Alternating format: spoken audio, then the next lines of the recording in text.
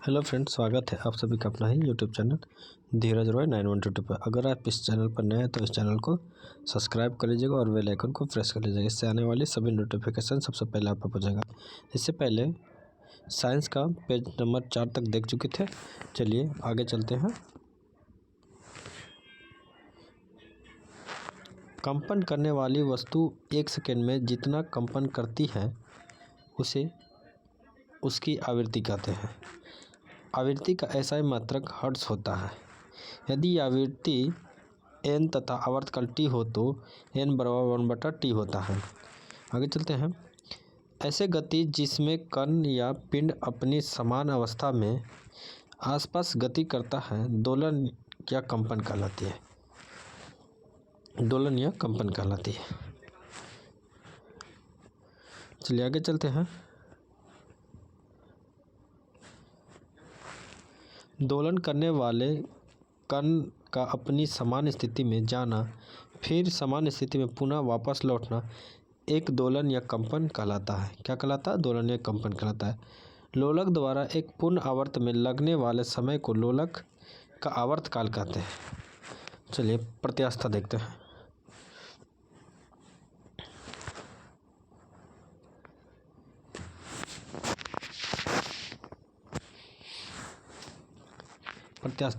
प्रत्यास्था किसी पदार्थ का वह गुण जिसके कारण वस्तु किसी विरूपक बल के द्वारा उत्पन्न आकार अथवा आकृति में परिवर्तन का विरोध करती है और विरूपक बल हटाते ही वस्तु अपनी पूर्व अवस्था को प्राप्त कर लेती है। प्रत्यास्था का SI मात्रक न्यूटन प्रति मीटर स्क्वायर होता है, जिसे पास्कल कहते हैं। चलिए आगे आते हैं। प्रत्यास्था गुण के विपरीत यदि किसी वस्तु पर नग्न बल लगाने पर उसमें अस्थायी परिवर्तन हो जाए तो उसे प्लास्टिक कहते हैं। प्रति एकांक क्षेत्रफल पर लगाए गए बल को प्रतिबल कहते हैं।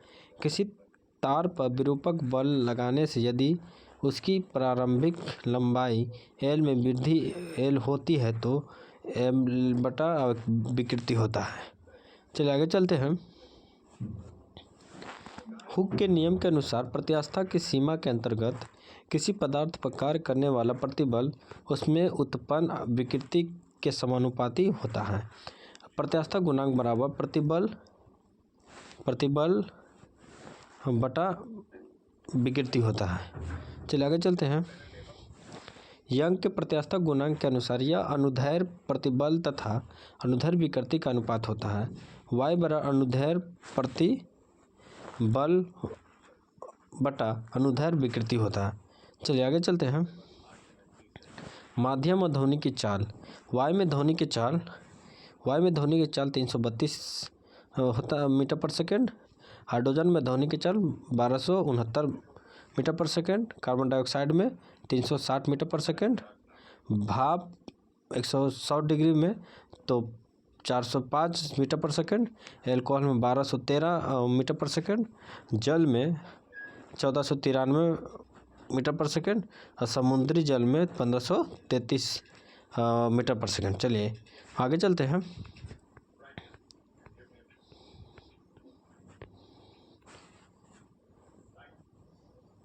पारा में ध्वनि की चाल 1450 मीटर पर सेकेंड। कांच में ध्वनि की चाल 5640 मीटर पर सेकेंड। एल्युमिनियम में ध्वनि की चाल 6420 मीटर पर सेकेंड। लोहा में 5130 मीटर पर सेकेंड। चलिए आगे चलते हैं। जब ध्वनि एक माध्यम से दूसरे माध्यम में गति करती है तो ध्वनि की चाल तथा तरंगदैर्ध्य में बदल जाते हैं, जबकि आवृत्ति समान रहती है। ध्वनि के लक्षण तारत्व, प्रबलता और गुणवत्ता। ध्वनि के 3 लक्षण होते हैं। चलिए आगे चलते हैं। ध्वनि का तारत्व उसकी आवृत्ति पर निर्भर करता है। जितनी अधिक आवृत्ति होगी ध्वनि की तारत्व उतना ही ऊंचा होगा। पुरुषों की ध्वनि कम तारत्व की मोटी होती है, जबकि महिलाओं की ध्वनि उच्च तारत्व की पतली एवं बारीक होती है। ध्वनि की प्रबलता ध्वनि की तीव्रता पर निर्भर करती है। चलिए आगे चलते हैं। मनुष्य की समान बातचीत में प्रबलता 20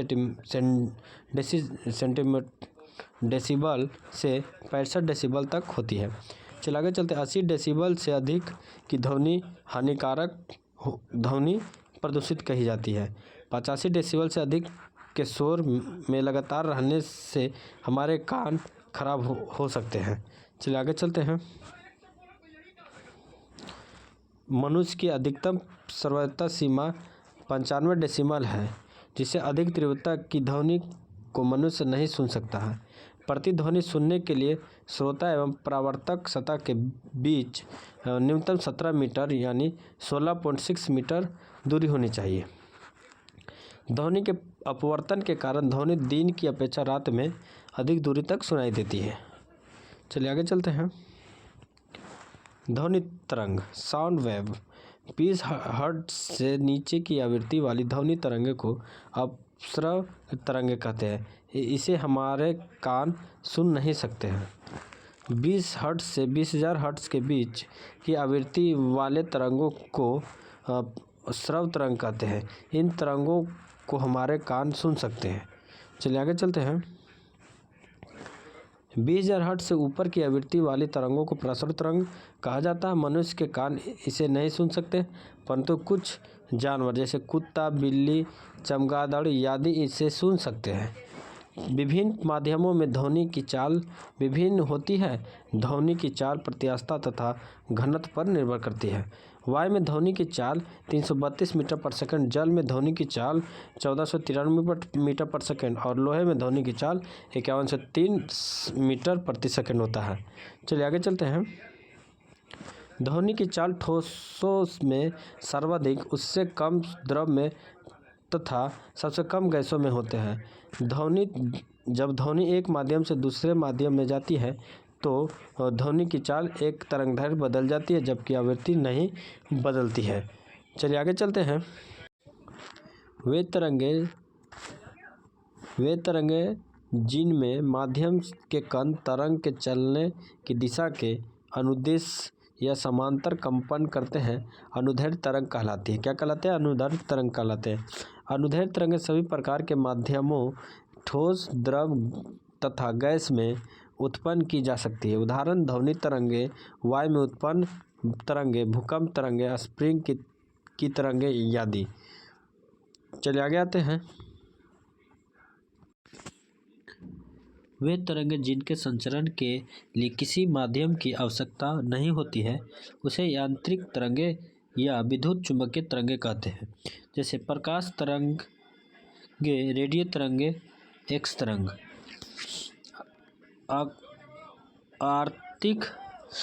आंतरिक तरंगे में गति कर सकती है, जैसे एक्स तरंगे, रेडियो तरंगे, प्रकाश तरंगे। आगे चलते हैं।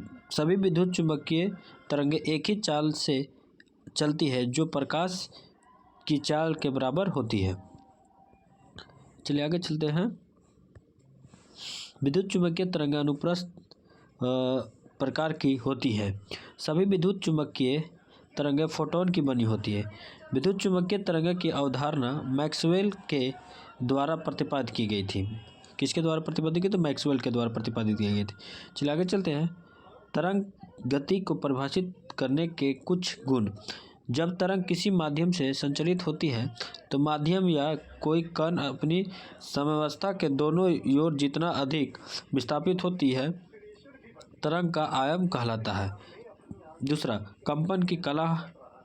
तीसरा, आयाम। चौथा, आवृत्ति। पांचवा, तरंगदैर्घ्य। चलिए आगे आते हैं।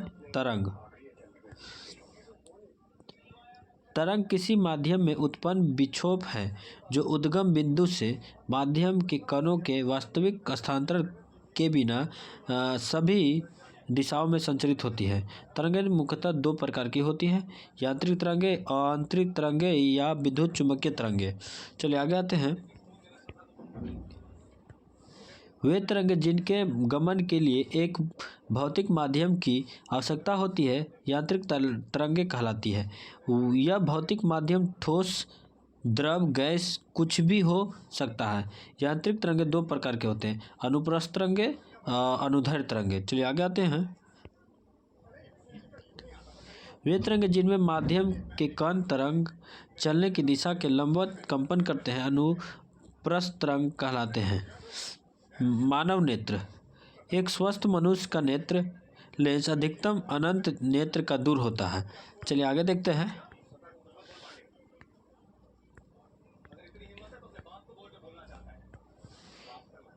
बिंदु से लेकर न्यूनतम 25 सेंटीमीटर तक की वस्तु का प्रतिबिंब रेटिना पर बना सकता है। जरा दृष्टि दोष के निवारण के लिए द्विफोकसीय लेंस, निचला भाग उत्तल लेंस या ऊपर की ओर अवतल लेंस का उपयोग किया जाता है। चलिए आगे चलते हैं।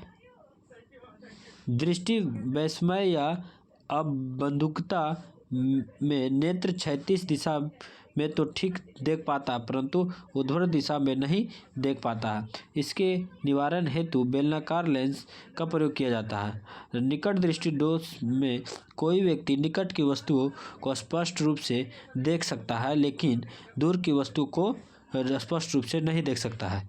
चलिए नेक्स्ट पाते हैं। निकट दृष्टि दोष के कारण पहला कारण लेंस की क्षमता बढ़ जाती है, दूसरा लेंस की गोलाई बढ़ जाती है, तीसरा लेंस की फोकस दूरी घट जाती है। चलते हैं आगे चलते हैं। निकट दृष्टि दोष के निवारण के लिए अवतल लेंस या ऋणात्मक क्षमता वाले लेंस का प्रयोग किया जाता है। दूरदृष्टि दोष में कोई व्यक्ति दूर की वस्तु को स्पष्ट रूप से देख सकता है लेकिन निकट की वस्तु को स्पष्ट रूप से नहीं देख सकता है। चलिए आगे चलते हैं। दूरदृष्टि दोष के कारण पहला कारण है लेंस की क्षमता घट जाती है, लेंस की गोलाई कम हो जाती है, तीसरा कारण है लेंस की फोकस दूरी बढ़ जाती है। चलिए आगे चलते हैं।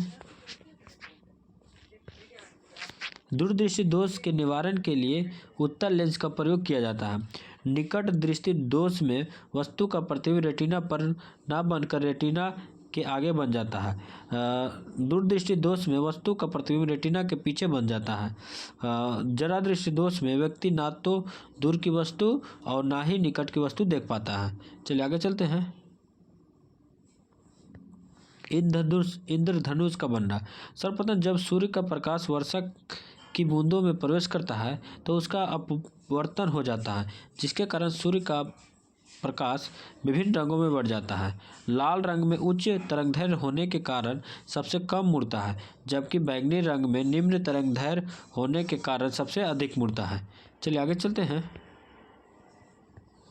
पूर्ण आंतरिक परावर्तन के बाद परावर्तित प्रकाश बूंदे से बाहर निकलते समय पूर्ण आंतरिक परावर्तित होती है। जब श्वेत प्रकाश सूर्य का प्रकाश कांच के प्रिज्म पर गिरता है तो प्रिज्म से निकलने के बाद यह 7 रंगों में विभक्त हो जाता है। इन रंगों में क्रम को वर्ण क्रम कहा जाता है। चलिए आगे चलते हैं। चलिए नेक्स्ट पाते हैं। बैगनी, जामुनी, नीला, हरा, पीला, नारंगी तथा लाल इन रंगों के वर्ण क्रम को बेगलोर कहा जाता है। चलिए आगे चलते हैं। कांच में लाल रंग के प्रकाश की चाल सबसे अधिक एवं इसका अपवर्तनांक सबसे कम होता है। चलिए आगे चलते हैं। प्रकाश के रंगों का तरंगदैर्घ्य अलग अलग होता है और रंगों की चाल भी अलग अलग होती है। इस कारण प्रकाश के विभिन्न अवयवी रंग विभिन्न कोणों से विक्षेपित होती है। नेक्स्ट पाते हैं। बैगनी रंग का तरंगदैर्घ्य सबसे कम और लाल रंग का तरंगदैर्घ्य सर्वाधिक होता है। चलिए आगे चलते हैं। जब प्रकाश की किरण एक माध्यम से दूसरे माध्यम में प्रवेश करती है तो अपने मार्ग से विचलित हो जाती है। प्रकाश द्वारा प्रदर्शित यह घटना अपवर्तन कहलाती है। चलिए आगे चलते हैं। प्रकाश के अपवर्तन के कारण घटने वाली घटनाएं। तारों का टिमटिमाना, दूसरा सूर्योदय एवं सूर्यास्त के बाद सूर्य का दिखाई देना, तीसरा द्रव में अशांत डूबी हुई सीधी छड़ टेढ़ी दिखाई पड़ती है। चलिए चौथा देखते हैं। चौथा, पानी से भरे किसी बर्तन की तल में पड़े हुए सिक्के का ऊपर उठा हुआ दिखाई देना। पांचवा, जल के अंदर पड़ी हुई मछली वास्तविक गहराई से कुछ ऊपर उठी हुई दिखाई पड़ती है। चलिए आगे चलते हैं। संघनन माध्यम से आपतित किरण से उसी माध्यम में परावर्तित होने की घटना को पूर्ण आंतरिक परावर्तन कहते हैं। पूर्ण आंतरिक परावर्तन के लिए दो आवश्यक शर्तें हैं। पहला, प्रकाश संघनन माध्यम से विरल माध्यम की ओर गति करे। दूसरा, आपतन कोण का मान क्रांतिक कोण से अधिक हो। चलिए आगे चलते हैं। पूर्ण आंतरिक परावर्तन का दैनिक जीवन में प्रयोग। पहला, ठंडे प्रदेशों में मरीचिका का कारण। दूसरा, पानी के भीतर रखी परखनली का चमकना। तीसरा, कांच में पड़ी दरार का चमकना। चौथा, हीरे का अत्यधिक चमकदार दिखाई पड़ना। पांचवा, रेगिस्तान में मरीचिका का कारण। चलिए आगे चलते हैं। ऐसे दर्पण जिनका अपवर्तक पृष्ठीय गोलीय होता है, गोलीय दर्पण कहलाते हैं। गोलीय दर्पण दो प्रकार का, तो उत्तल दर्पण, अवतल दर्पण। चलिए आगे चलते हैं। उत्तल दर्पण के उपयोग। पहला, उत्तल दर्पण का उपयोग वाहनों के पार्श्व में साइड में किया जाता है, जिससे चालक अपने पीछे आने वाले वाहनों को देख सके तथा अपना वाहन सुरक्षित रूप से चला सके। और उत्तल दर्पण वाहनों के लिए इसलिए उपयोगी है क्योंकि इसके द्वारा बनाए गए प्रतिबिंब सीधे होते हैं। चलिए आगे चलते हैं।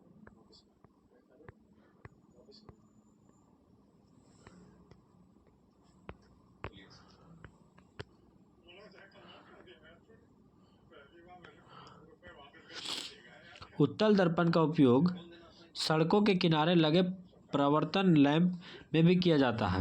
उत्तल दर्पण में प्रत्येक दशा में प्रतिबिंब दर्पण के पीछे उसके ध्रुव और फोकस के बीच वस्तु से छोटा सीधा आभासी बनता है। चलिए आगे चलते हैं।